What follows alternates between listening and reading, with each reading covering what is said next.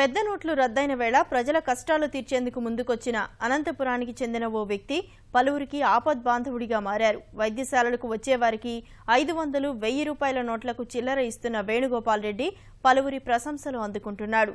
రోగులు వారి బంధువుల ఇబ్బందులు చూసి చలించి ఈ నిర్ణయం తీసుకున్నట్లు రెడ్డి చెప్తున్నాడు.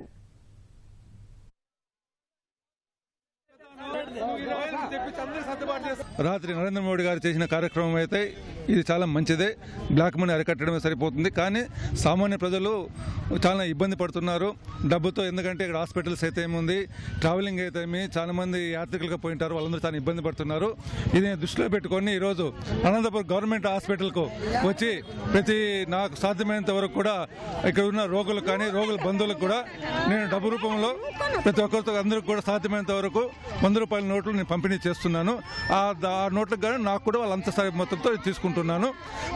ఇట్లా కూడా ప్రతి ఒక్కరు ప్రజలకు ఈ కష్టకాలం ఆదుకొని అందరూ కూడా ఇలాగే సేవా కార్యక్రమంలో పంచుకొని ప్రజలు ఇబ్బందులు తీర్చాలని కోరుకుంటున్నాను. బయట కానీ ఆడ ఈ డబ్బులు తీసుకున్నారు, 500 తీసుకోరు, 100 రూపాయలకి అయితే తీసిస్తాం మేము.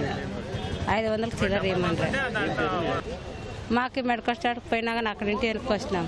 అడ్మిట్ చేసుకున్నాము. రాత్రి చీటీ ఎత్తి 500 నోట్లు 5 ఉన్నాయి సార్ నా దగ్గర.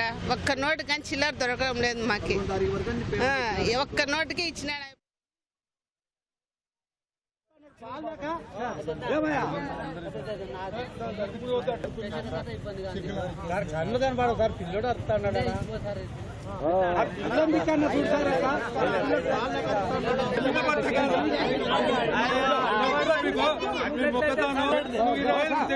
సర్దుబాటు చేస్తా.